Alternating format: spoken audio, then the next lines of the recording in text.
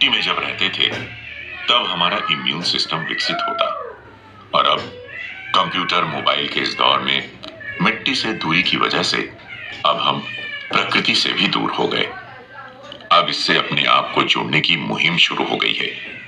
मिट्टी के बर्तनों में खाने पकाने पीने को अब वैज्ञानिक हमें कह रहे हैं, मिट्टी से जुड़िए, स्वस्थ और प्रसन्न रहिए।